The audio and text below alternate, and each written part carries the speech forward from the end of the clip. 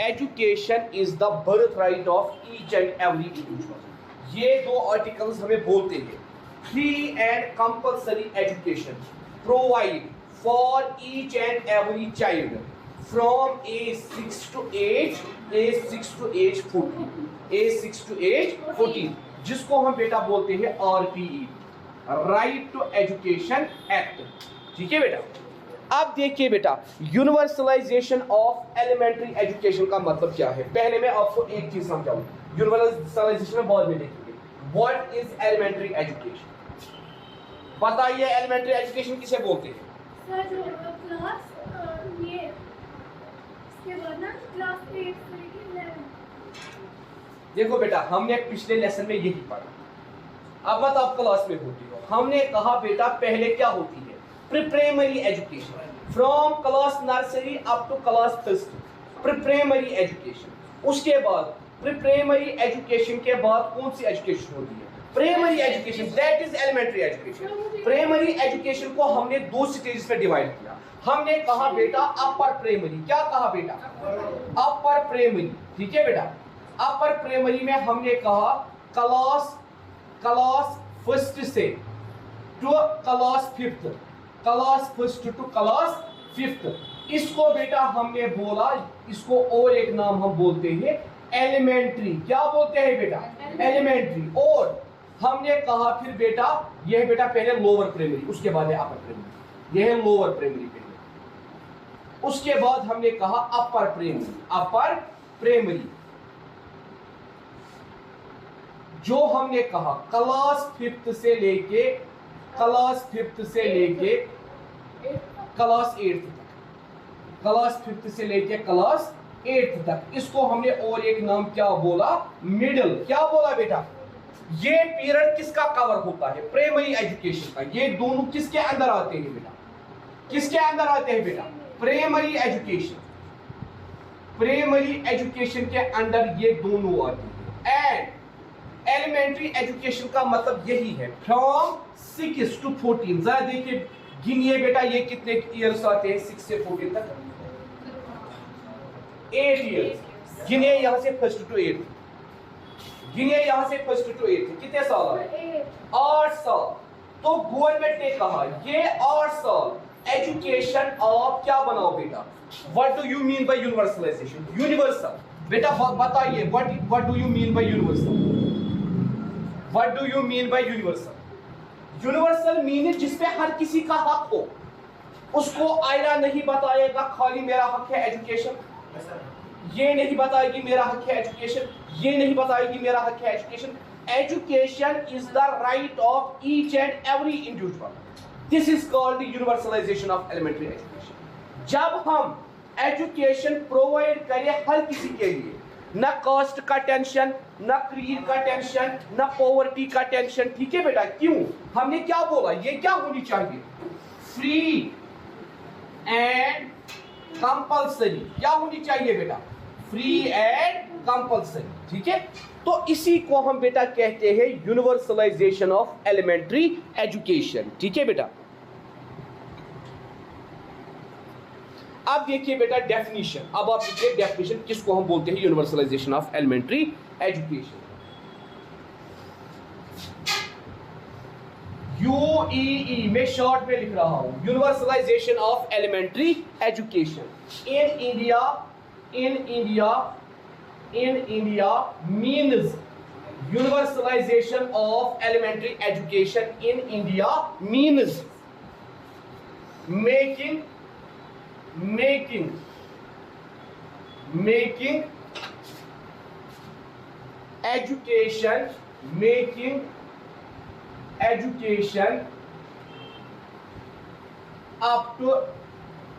making education up to class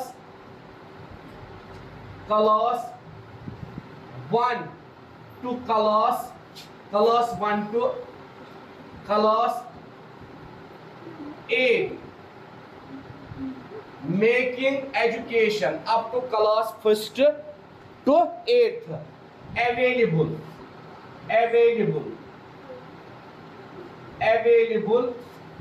available to all children to all children's in the all children in age group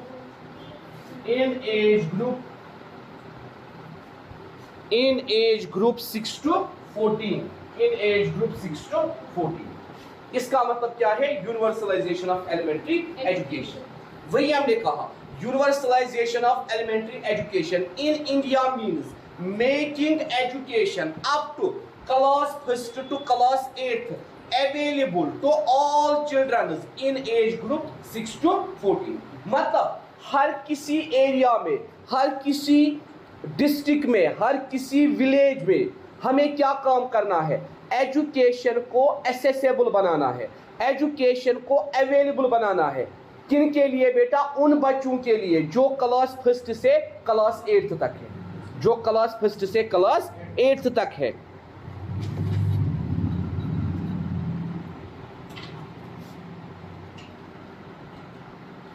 ठीक है बेटा, इसीलिए हम कहते हैं यूनिवर्सलाइजेशन ऑफ एलिमेंट्री एजुकेशन, ताकि एजुकेशन हर किसी का क्या बने? हर किसी का राइट बने। Education is accessible to each and everyone. इसको बेटा कौन स्ट्रेंथ करता है? Article 21A, article 45 right to education act. ठीक है बेटा, ये 3 चीजें इसको सपोर्ट करती है। हमें एजुकेशन को अवेलेबल बनाना है। किस एज ग्रुप को? Age group 6 to 14। ठीक है बेटा, ताकि कोई भी ऐसा बच्चा न छूट जाए जिसको एजुकेशन न हासिल हो, जो एजुकेशन ना हासिल करे। और बेटा आपको मालूम है यूनिवर्सलाइजेशन ऑफ एलिमेंट्री एजुकेशन किसने बेटा कश्मीर में लाया? और Kashmir is the first state, Srinagar is the first state where universalisation of elementary education starts. Where universalization of elementary education starts by Maharaja Hari Singh। Maharaja Hari Singh, Maharaja Hari Singh in 1930। कब बेटा introduce किया? 1930 के अंदर महाराजा हरि सिंह ने क्या किया बेटा? इसी ने बेटा क्या बोला? Universalisation of elementary education. Maharaja Hari Singh ने, मतलब महाराजा ने कहा श्रीनगर के अंदर कोई भी ऐसा बच्चा नहीं होना चाहिए जो एजुकेशन में एनरोल ना हुआ हो। हर किसी को एजुकेशन में हमें एनरोल करना है। कोई भी ऐसा बच्चा नहीं होना चाहिए जो इससे छूट जाए। इसीलिए हमेशा ये क्या रहा? Matter of concern for government after independence. ये क्या रहा? It is a matter of concern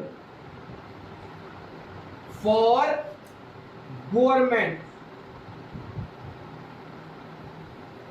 after independence. After independence,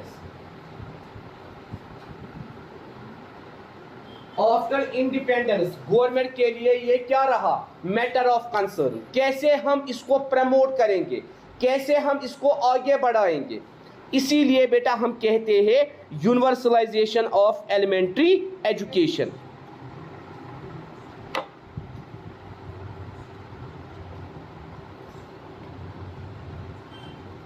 इसीलिए क्या हुआ? द कॉन्स्टिट्यूशन ऑफ इंडिया, हाँ आ जाओ। The constitution of India, the constitution of India, बस बेटा बैठिए। The constitution of India set out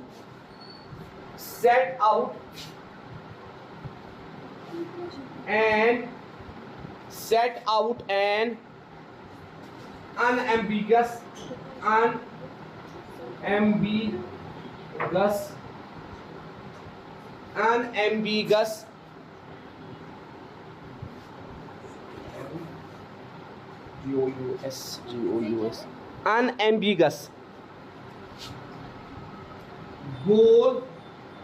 unambiguous goal for the children's of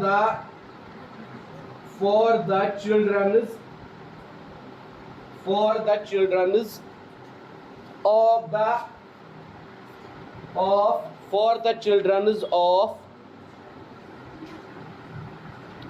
nation, for the children's of nation in the directive principles of state policy, in the directive principles of state policy.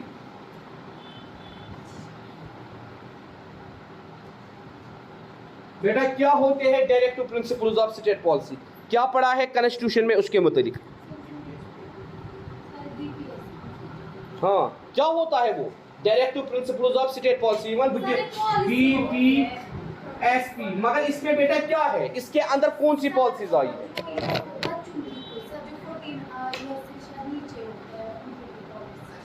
कौन सी policy?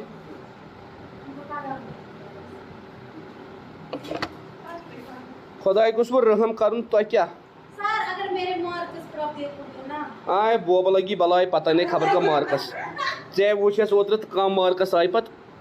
बेटा हम कहते हैं ये वो policy है जिसके अंदर स्टेट गवर्नमेंट ने बेटा क्या बोला, जितने भी बच्चे हैं क्या पीरियड ऑफ 10 इयर्स उन सब के लिए एजुकेशन को क्या बनाना है, कंपलसरी। ठीक है बेटा, देखिए बेटा मैं इसका स्टेटमेंट अब इस साइड से लिखूंगा, आपको यह समझ आएगा। आपने कॉन्स्टिट्यूशन में नहीं पढ़ा है, सर ने नहीं पढ़ाया है बीपीएस, मगर आप ही ने नहीं पढ़ा, फिर तुम्हें आता ही नहीं है। सच बोला। The state shall सर मैंने नहीं पढ़ा है। The state shall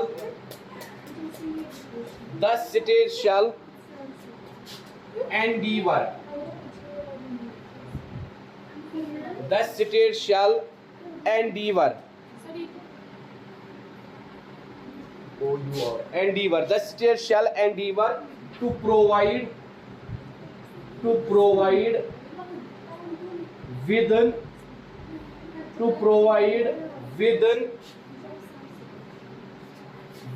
a period of 10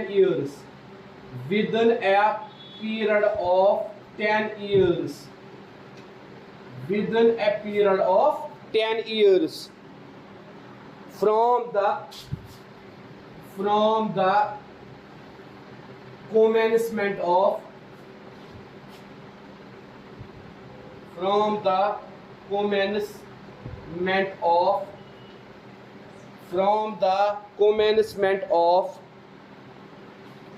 this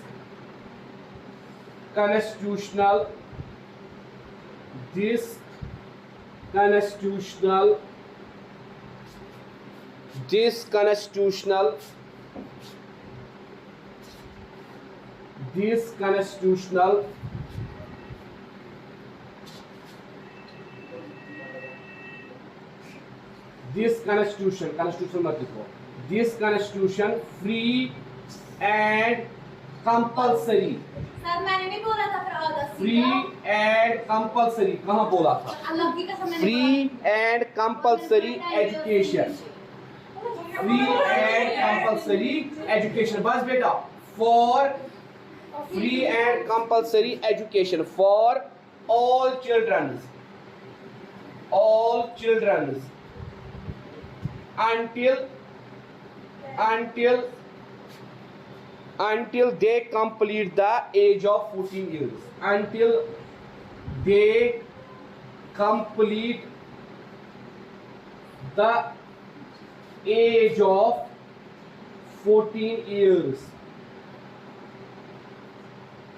ठीक है बेटा। तो कॉन्स्टिट्यूशन ने बेटा इसीलिए यूनिवर्सलाइजेशन ऑफ एलिमेंट्री एजुकेशन को पहले किस में लागू किया? Directive principles of state policy, जिसमें उन्होंने क्या बोला, स्टेट की ये रेस्पॉन्सिबिलिटी है क्या सारे बच्चों को free and compulsory education provide कराना जब तक वो किस एज तक ना पहुंचे। ये कब तक होना चाहिए? With in a period of 10 years. आप देखिए with in a period of 10 years. मतलब अगर ये महाराजा हरि सिंह ने कब स्टार्ट की, 1930. फिर कब कंप्लीट होनी चाहिए? 1940. अभी तक कंप्लीट नहीं हुई। ठीक है बेटा, तो इन्होंने उस टाइम कहा था 10 साल। इन्होंने क्या कहा था बेटा? मतलब बेटा मैं नहीं कहूंगा प्रोग्रेस नहीं हुई है, प्रोग्रेस बहुत ज्यादा हुई, मगर पूरी तरह से अभी अचीव नहीं हुई। पूरी तरह से अभी अचीव, हर साल प्रोग्रेस होती है, हर साल प्रोग्रेस होती है। और बेटा यहां पे डीपीएसपी ने इनका टाइम पीरियड और बढ़ाया। उन्होंने क्या बोला? The nation was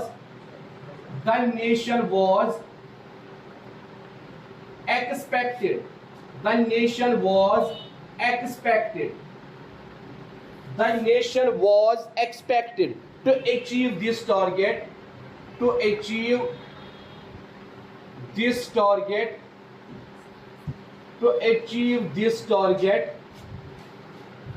by 1953, by 1959।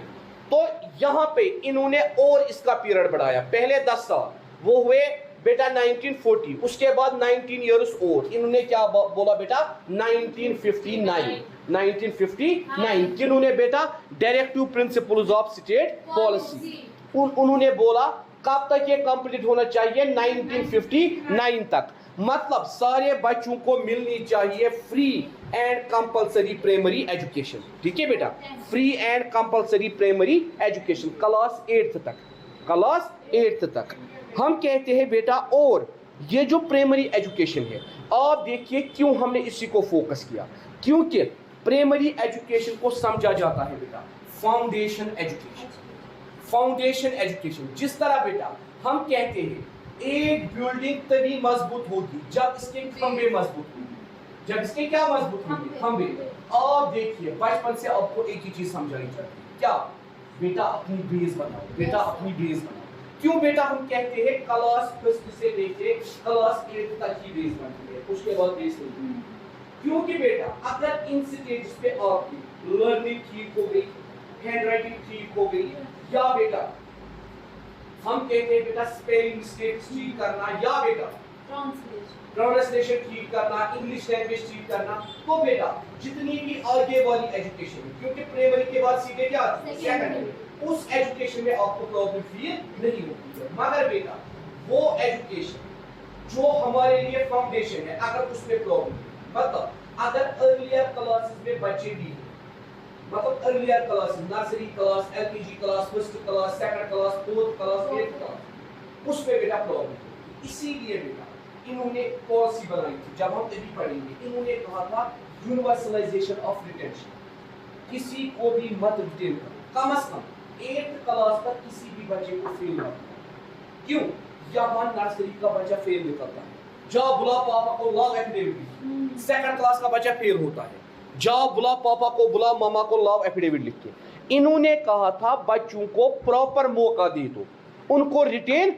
अगर वो कमजोर है, वो कैसे कमजोरी क्लियर करेंगे? जब उनको बेटा आप मोटिवेट करोगे, किसके लिए? Further learning. क्यों एक टीचर को कहा जाता है कम से कम अपने बच्चों की तारीफ किया करो, उनको बेटा क्या दिया करो? मोटिवेशन उनको दिया करो। ठीक है, ताकि बच्चा डिमोटिवेट ना हो जाए। मैं आपको सिंपल एग्जांपल दूंगा। परसों 10th का रिजल्ट था। अब किसी बच्चे ने अच्छे मार्क्स लाए, किसी बच्चे ने थोड़े कम मार्क्स लाए। जिन बच्चों ने अच्छे मार्क्स लाए, चलो उनको घर वालों ने ज़्यादा ही ये किया। अब जो बच्चे पीछे रह गए मार्क्स लाने में, मतलब किसी ने 300 लाए, किसी ने 250 लाए, किसी ने 270 लाए। कभी कभार पेरेंट्स इतना र्यूड बिहेव करते हैं, उन बच्चों के दिमाग से वो डिप्रेशन बाहर ही नहीं जाता है। क्यों? उनको बार बार जब भी वो कोई ये करते हैं ना, कोई भी काम, उनको याद दिलाया जाता है। उनको क्या दिलाया जाता है? याद। उससे क्या होता है बेटा? उससे बच्चे डिमोटिवेट होते हैं। हम कहते हैं कम से कम, अगर सबके सामने नहीं मगर बच्चे के सामने, कम से कम उसको क्या करो? मोटिवेशन उसको दे दो।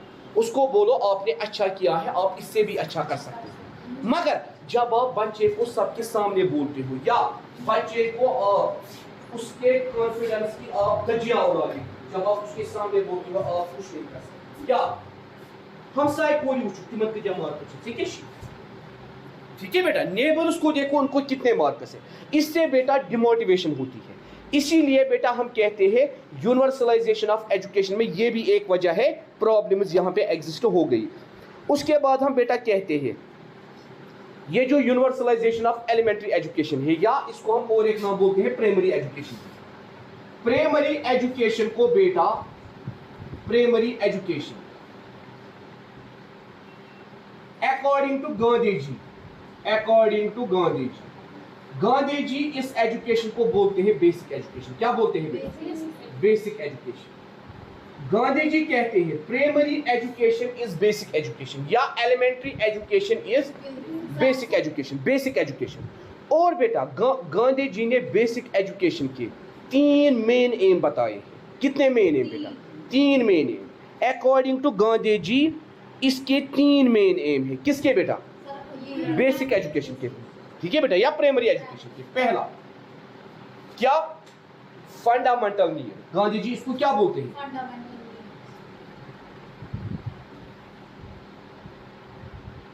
बेटा आप मुझे बताइए फंडामेंटल नीड क्या है? एलएस और W. Listening, speaking, reading, writing. Listening, speaking, reading, writing.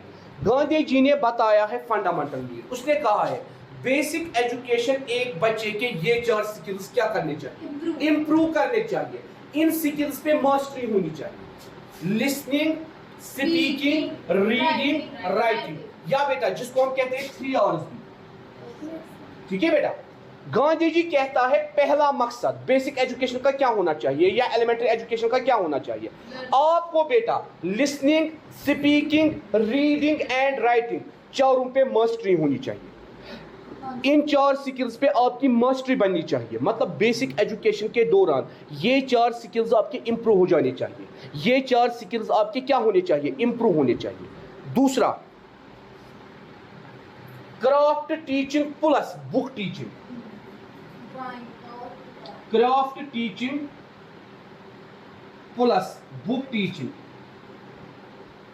Book teaching simultaneously, simultaneously.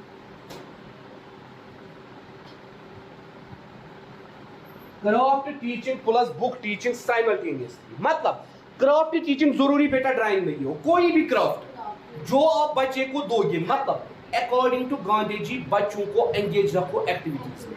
इनको किताबी कीड़ा मत बनाओ, खाली ये किताब के साथ अटैच हो जाएंगे नहीं। बच्चों को अटैच रखो एक्टिविटीज के साथ। उनको क्राफ्ट्स दे दो, उनको बोलो ये क्राफ्ट्स हमें सॉल्व करके दो। दूसरा मकसद बेसिक एजुकेशन का क्या है? According to Gandhi ji craft teaching plus book teaching simultaneously. बच्चों को क्राफ्ट भी सिखाओ और बच्चों को बेसिक बुक्स भी पढ़ाओ, जो उनकी बेसिक बुक्स होती है इस लेवल पे। तीसरा बेटा सबसे इंपॉर्टेंट जो हमारे स्कूल आज लैग कर रहे हैं, क्या? नर्सरी बैठे इंग्लिश, एलकेजी किस बच्चे से इंग्लिश, यूकेजी के बच्चे को इंग्लिश, फर्स्ट के बच्चे को English. Mother tongue should be the medium of instruction. किसी की हिंदी मदर टंग है Hindi, Kashmiri Kashmiri, Urdu Urdu, English English. Mother tongue should be the medium of instruction. Mother tongue should be the medium of instruction. Mother tongue should be the medium of instruction. अब ये depend है जिस बच्चे की mother tongue जो होगी उसी के अकॉर्डिंग उस बच्चे की एजुकेशन होनी चाहिए। तब जाके बेसिक एजुकेशन पे, प्राइमरी एजुकेशन पे एक बच्चा फोकस कर पाएगा। तब उसका प्राइमरी एजुकेशन का स्किल क्या होगा बेटा? कंप्लीट हो जाएगा।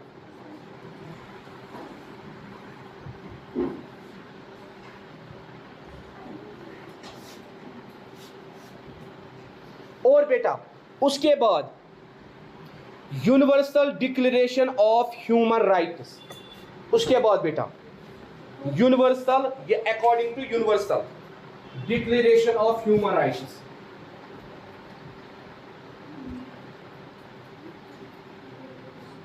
एक ऑर्गेनाइजेशन है universal declaration of human rights, UDHR। क्या है बेटा, जिसकी फुल फॉर्म क्या है, universal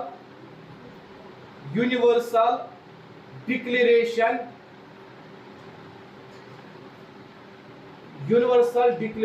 of human rights, universal declaration of human rights. ये बेटा एक ऑर्गेनाइजेशन है, universal declaration of human rights, UDHR। ये बेटा बोलती है क्या, primary education,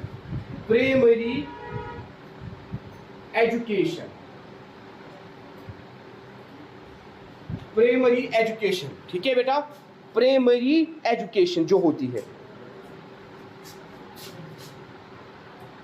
class 1 to class 5, इसको बेटा हम कौन सा प्राइमरी बोलते हैं, लोअर प्राइमरी। ठीक है बेटा, इसको कौन सा प्राइमरी हम बोलते हैं, lower primary. Should be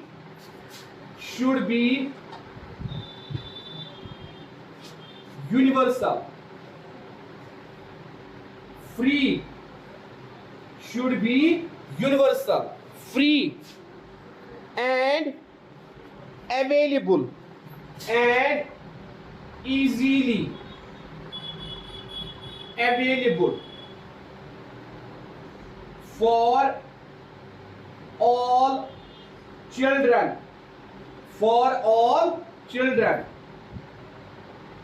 of the age group 6 to 11, of the age group 6 to 11, क्योंकि इन्होंने वहां क्या लिखा है, 5th। ठीक है बेटा, तो ये कौन बोलता है, universal declaration of human rights. Primary education क्या होनी चाहिए, यूनिवर्सल, मतलब कोई नहीं बताएगा एजुकेशन खाली मेरा। ठीक है बेटा, universal, free and easily available for all children of the age group 6 to 11। ठीक है बेटा, जिससे फर्दर स्ट्रेंथन मिली किसको बेटा, यूनिवर्सलाइजेशन ऑफ एलिमेंट्री एजुकेशन को। तो कल बेटा हम डिस्कस करेंगे इससे आगे, क्योंकि हमारा टाइम हो गया। इससे पहला universal of provision, universal of provision.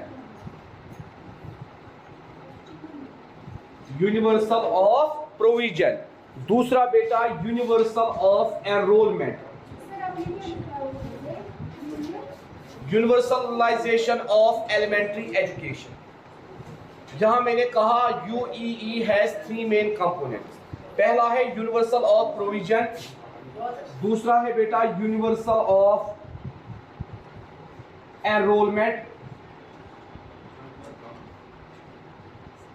तीसरा है बेटा यूनिवर्सल ऑफ रिटेंशन।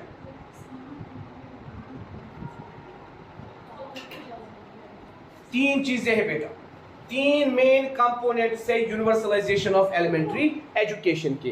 पहला कंपोनेंट है बेटा universal of provision, universal of enrolment and universal of retention. देखिए बेटा मकसद क्या है, पहला क्या है, यूनिवर्सल ऑफ प्रोविजन।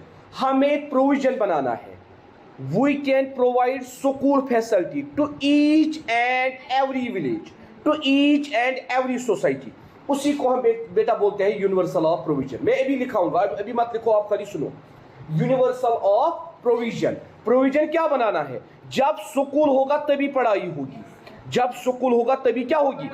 हमें ऐसी प्लेसेस पे भी स्कूल बनाना है जहां स्कूल नहीं है, तब जाके बेटा यूनिवर्सलाइजेशन का ड्रीम पूरा होगा। जब हम किसी मोहल्ले में स्कूल बनाएंगे जहां पे स्कूल नहीं है, तब जाके बेटा बच्चे वहां जाएंगे और एडमिशन करेंगे। स्कूल के बगैर हम कौन सी एजुकेशन देंगे। उसके बाद बेटा यूनिवर्सल ऑफ एनरोलमेंट, एक बार हमने स्कूल बनाया, अब हमारा काम क्या है बेटा? काउंसलिंग करना। अब हमारा काम क्या है बेटा? एक घर से दूसरे घर जाना। अपने बच्चों को स्कूल में भेजिए। अभी तक आपकी प्रॉब्लम थी स्कूल नहीं था, अब आपके लिए स्कूल हमने खोला। आपके बच्चों को कोई फी नहीं देना है। हम यूनिफॉर्म भी, हम किताबें भी, हम कॉपीज भी, सब कुछ आपके बच्चे को यहीं से देंगे। इवन खाना भी हम ही देंगे। खाली आपका काम क्या है? बच्चों को भेजना है। यूनिवर्सल ऑफ एनरोलमेंट, मतलब एनरोलमेंट पे भी कोई भी भेदभाव नहीं। School is open for each and everyone. ठीक है बेटा। यूनिवर्सल ऑफ रिटेंशन, किसी भी बच्चे को रिटेन मत कीजिए। मतलब जब तक वो कौन सी एजुकेशन पूरी नहीं करेगा, प्राइमरी एजुकेशन। मिसाल के तौर पर यहां पे बच्चा 10 दिन एब्सेंट बैठा, करो इसको सिनू रजिस्ट्री पर चढ़ थी, करो इसको स्ट्रिक ऑफ। नहीं बेटा, किसी भी बच्चे को प्राइमरी एजुकेशन खत्म होने तक रिटेन मत करो। On the basis of examination, on the basis of attendance, या on the basis of any other reason. मतलब स्ट्रिक ऑफ नहीं करना है, कम से कम उसकी प्राइमरी एजुकेशन पूरी होनी चाहिए। और बेटा, अगर कुछ बच्चे अब खुद डालते हैं, स्कूल के प्रेशर की वजह से नहीं बल्कि खुद के प्रेशर की वजह से, या खुद उनकी दिलचस्पी नहीं है, उनको भी बेटा क्या करनी है? काउंसलिंग करनी है। आप क्यों अपनी एजुकेशन छोड़ना चाहते हो? कौन सी प्रॉब्लम आपको है? जब आपको न फी का टेंशन है, न खाने पीने का टेंशन है, हर कोई चीज़ हम आपको प्रोवाइड कर रहे हैं, क्यों आप एजुकेशन छोड़ना चाहते हैं? तो बेटा ये 3 मेन मकसद थे। एक तो बेटा हमें प्रोविजन बनाना है, स्कूल फैसिलिटीज हम देंगे, हर एक जगह स्कूल हम खोलेंगे ताकि बच्चे पढ़ने आए। दूसरा बेटा, हमें एनरोलमेंट के लिए बच्चों के पास जाना है, पेरेंट्स के पास जाना है। इसी तरह बेटा हमें रिटेन किसी को नहीं करना। अब जब हम पहला डिस्कस करेंगे, what is universal of provision. Universal of provision, universal of provision. Universal of provision हम बेटा किसे बोलते हैं? हम कहते हैं बेटा यूनिवर्सल ऑफ प्रोविजन का मतलब क्या है? It means that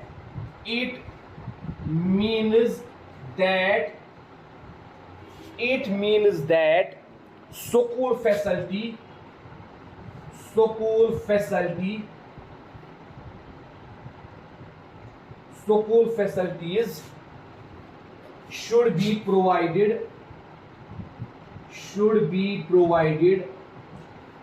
school facilities should be provided to all children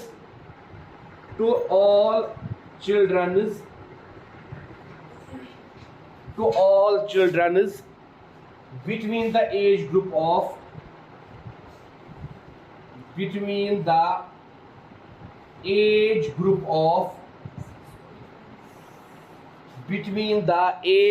of 6 to 11। ठीक है बेटा, 6 to 11 to achieve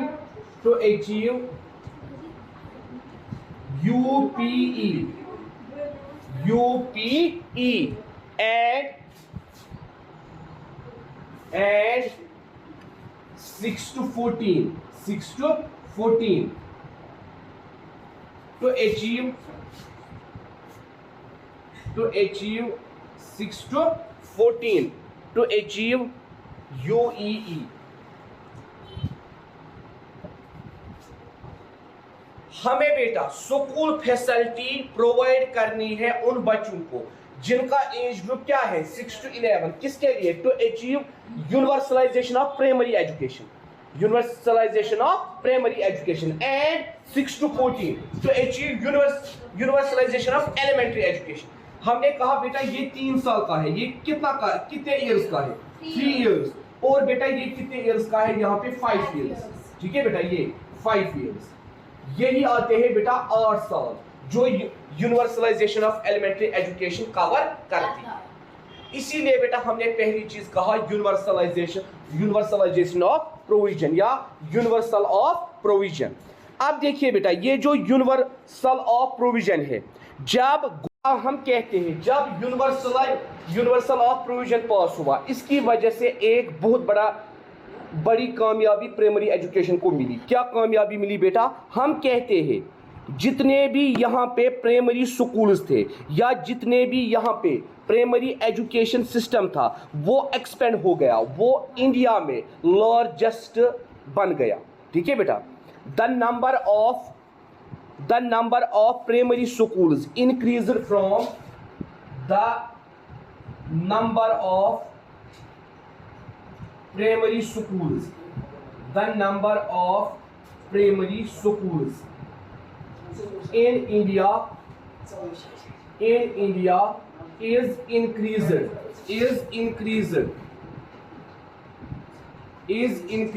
from 2.10 lakh from 2 point, बेटा आप शोर क्यों करते हो boys, 2.10 lakh in 1950 to 51 to 6.10 lakh in 1997 to 1998। तो बेटा क्या फायदा आया यूनिवर्सल ऑफ प्रोविजन का जो इन्होंने बनाया। आप देखिए जब इंडिया ने ये प्रोग्राम एडॉप्ट किया 1950 तब बेटा कितने स्कूल्स थे, 2.10 लाख। मगर बेटा इस यूनिवर्सल ऑफ प्रोविजन ने बेटा क्या किया, स्कूल्स का नंबर इंक्रीज हो गया। प्रेजेंटली उसके बाद कितने स्कूल्स और बने, आप उसको ऐड कीजिए 4 लाख स्कूल्स और बने। ठीक है बेटा। इन 1997 टू 1998 ये फायदा आया किसका, जब इन्होंने यूनिवर्सलाइजेशन ऑफ एलिमेंट्री एजुकेशन का कंपोनेंट जोड़ा। कौन सा, यूनिवर्सल ऑफ प्रोविजन। और बेटा हम कहते हैं इससे क्या हुआ, जितने भी अपर प्राइमरी स्कूल्स थे, the upper primary schools, upper primary schools, the upper primary schools is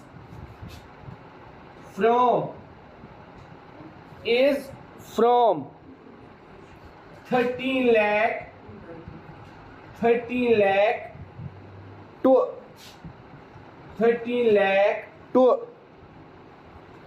या 0.13 lakh to 1.85 lakh, 1.85 lakh during the same period, during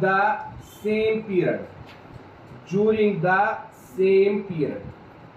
तो आप देखिए बेटा कितने पैसे एजुकेशन पे खर्च किए गए, कितने ज्यादा स्कूल्स बनाए गए, प्राइमरी स्कूल्स भी और अपर प्राइमरी स्कूल्स भी दोनों। ठीक है बेटा। इसी तरह बेटा हम कहते हैं अगर हम बात करेंगे बेटा, अगर हम बात करेंगे अब इससे और एक फायदा आया। क्या बेटा, इससे ये फायदा आया 0.13 lakh, 2.7 lakh non formal education centres. मुस्कान में पाने वनी नॉन फॉर्मल एजुकेशन सेंटर काम non formal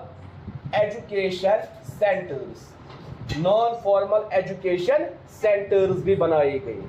non formal education centres, हाँ डिस्टेंस एजुकेशन उसमें आता है। हाँ नॉन फॉर्मल एजुकेशन सेंटर्स जिनमें बेटा क्या हुआ, enrolled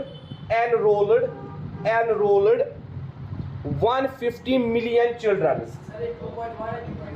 2.7 150 million children, 150 million children,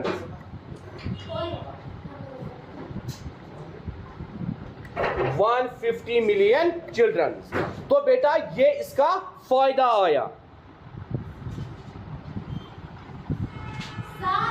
वो फुल स्टॉप करके लिखना है कि फिर मैं ये एक लाइन नहीं, ऐसे ही लिखो बेटा, ऐसे ही, हाँ फुल स्टॉप करके। और बेटा अगर हम बात करेंगे रोल की, किसकी बेटा, रोल की, हम कहते हैं बेटा अगर हम 1951 की बात करेंगे, जो बेटा टोटल रोल था उस टाइम, क्या बेटा, टोटल रोल किसका बेटा, प्राइमरी एजुकेशन का, किसका बेटा, प्राइमरी एजुकेशन का स्कूल्स के अंदर जो बेटा उस टाइम टोटल रोल था प्राइमरी एजुकेशन स्कूल्स के अंदर वो कितना था बेटा 22.3 मिलियन। सर ये 150 मिलियन है कि 1.50 मिलियन? कहाँ पे 150 मिलियन चिल्ड्रन। उसके बाद हम बेटा कहते हैं 1951 के अंदर अगर हम टोटल रोल की बात करेंगे प्राइमरी एजुकेशन में टोटल रोल कितना था 22.3 मिलियन। मगर बेटा जब हमने यूनिवर्सलाइजेशन ऑफ प्रोविजन किया उस टाइम बेटा आपको मालूम है टोटल रोल बेटा क्या बन गया प्राइमरी एजुकेशन का उस टाइम बेटा तब मैं लिखूंगा 1997 या 98 जब हमने क्या किया यूनिवर्सलाइजेशन ऑफ प्रोविजन क्या किया यूओपी यूनिवर्सलाइजेशन ऑफ प्रोविजन तब बेटा इस टोटल रोल कितना बना total roll of primary education total roll of primary education वो बेटा कितना बना उस टाइम बेटा वो बना 83.93 मिलियन। यूओपी क्या होता है सर? यूनिवर्सलाइजेशन ऑफ प्रोविजन जब बेटा यूनिवर्सलाइजेशन ऑफ प्रोविजन किया गया उसके बाद फिर से चेक किया रोल यहां पे था 22.3 मिलियन यहां पे कितना है 83.93 मिलियन क्योंकि बेटा यूओपी ने क्या कराया school should be established after 1 kilometre distance from another school new school should be established after 1 kilometer of another school मतलब बेटा दो स्कूल्स के दरमियान कितनी दूरी है बेटा 1 किलोमीटर।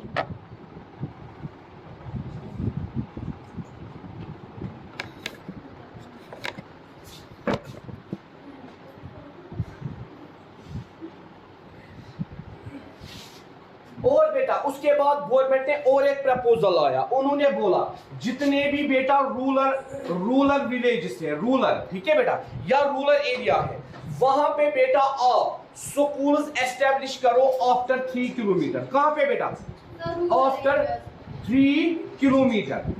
और बेटा जितने भी अर्बन एरियाज है गांव अर्बन में बेटा करो आफ्टर 1 किलोमीटर कहां पे बेटा after 1 kilometre.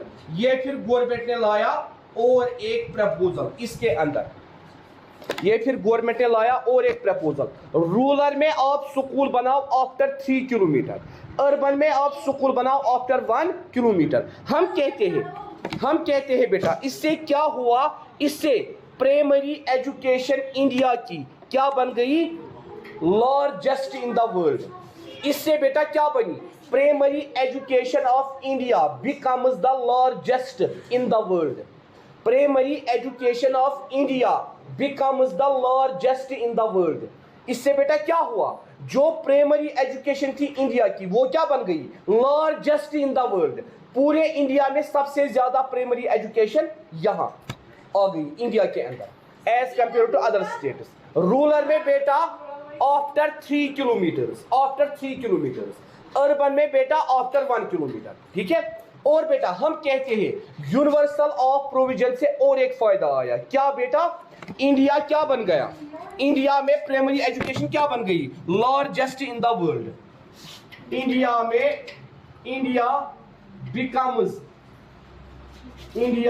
Becomes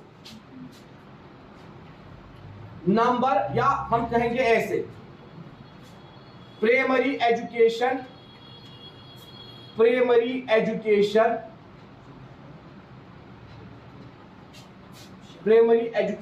in India expands and becomes largest in the world, and becomes largest in the world, largest in the world. Primary education in India expands and becomes largest in the world. जब क्या हुआ बेटा? Universal of provision. ठीक है, हमने कहा बेटा कल यूनिवर्सलाइजेशन ऑफ एलिमेंट्री एजुकेशन, उसका इंट्रोडक्शन दिया. आज हमने कहा ये जो यूनिवर्सलाइजेशन ऑफ एलिमेंट्री एजुकेशन है इसके तीन मेन कंपोनेंट्स हैं. पहला है यूनिवर्सल ऑफ प्रोविजन, दूसरा है यूनिवर्सल ऑफ एनरोलमेंट और तीसरा है यूनिवर्सल ऑफ रिटेंशन. हमने कहा इसका मतलब है प्राइमरी एजुकेशन देने के लिए स्कूल्स की फैसिलिटी अवेलेबल करना. जितने ज्यादा स्कूल्स हैं उतने ज्यादा बच्चे अकोमोडेट हो जाएंगे. ठीक है बेटा. और यूनिवर्सल ऑफ एनरोलमेंट का मतलब है इन स्कूल्स के अंदर बच्चों को लाना जिसपे टीचर को भी मेहनत करनी है, पेरेंट्स को भी मेहनत करनी है. यूनिवर्सल ऑफ रिटेंशन का मतलब है किसी भी बच्चे को प्राइमरी एजुकेशन जब तक खत्म नहीं होगी तब तक रिटेन नहीं करना है, ना फेल करना है ना स्ट्रिक ऑफ करना है जब तक उसकी प्राइमरी एजुकेशन कंप्लीट नहीं हो जाएगी. इसीलिए बेटा जब हमने आज पहला डिस्कस किया यूनिवर्सल ऑफ प्रोविजन, हमने कहा it means that school facility should be provided to all children between the age group of 6 to 11, 5 years to achieve universalization of primary education and 6 to 14 to achieve universalization of elementary education, 3 years. इसका मतलब क्या है? हमें सारे बच्चों के लिए क्या करने हैं? Provide schools.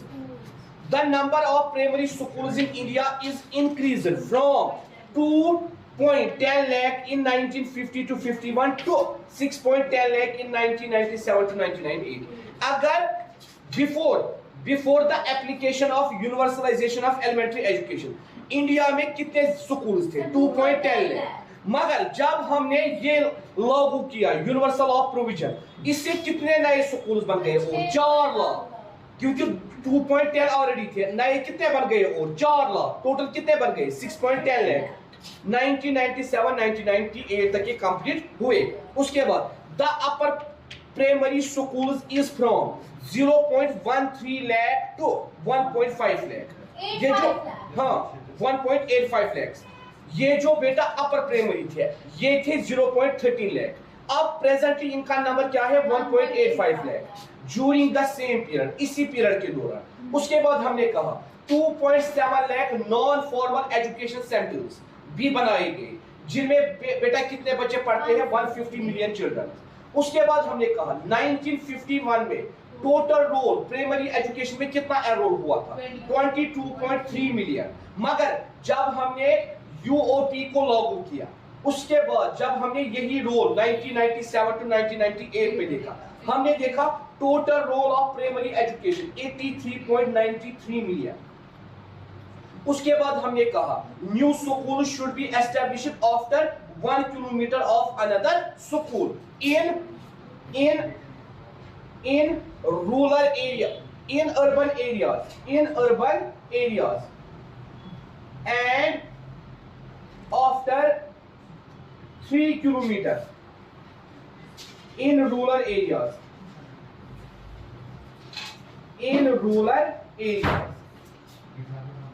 ठीक है बेटा. तो हम कहते हैं ये सारा क्या था? Universal of provision. ये क्या था बेटा? Universal of provision.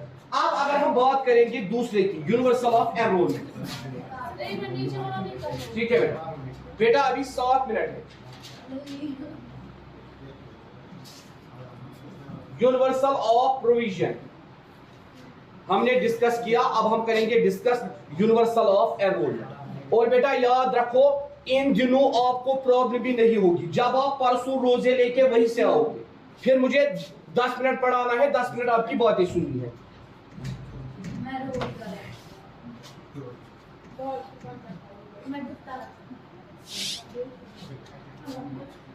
अब है बेटा दूसरा यूनिवर्सल ऑफ एनरोलमेंट.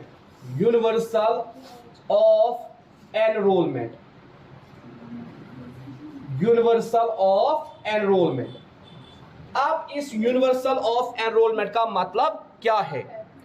इसका मतलब है बेटा हमें क्या काम करना है? Provision of provision of sir वो उधर ही कहाँ पर advocate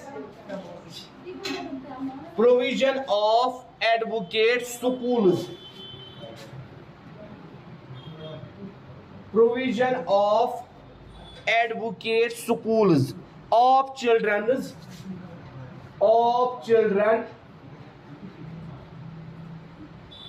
in all areas, in all areas, in all areas, for providing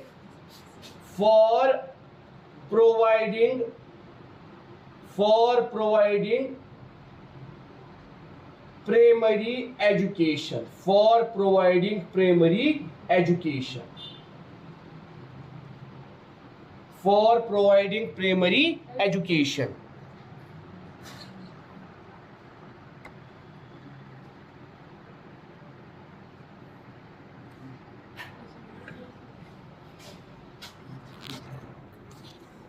तो हम कहते हैं बेटा उसके बाद इन द ईयर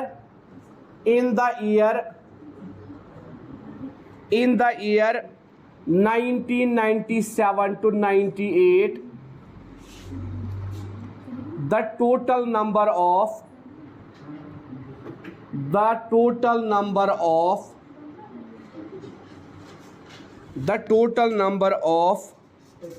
क्या हो गया children, ओए इमेजिन से बड़ा बन the total number of children enrolled आज नहीं उतनी गर्मी है तो हमें हो गई ना गर्मी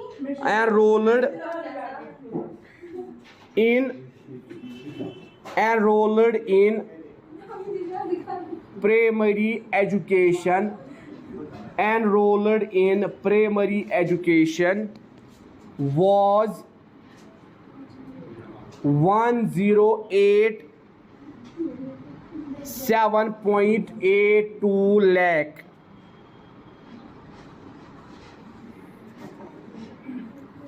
and at the upper primary level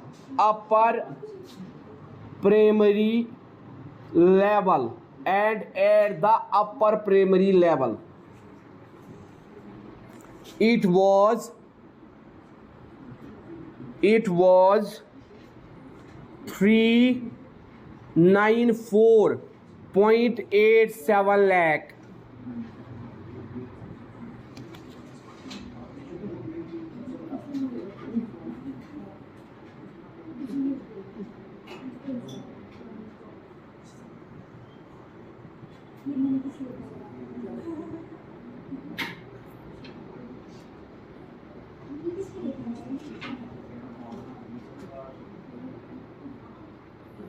ठीक है बेटा, तो हम कहते हैं जब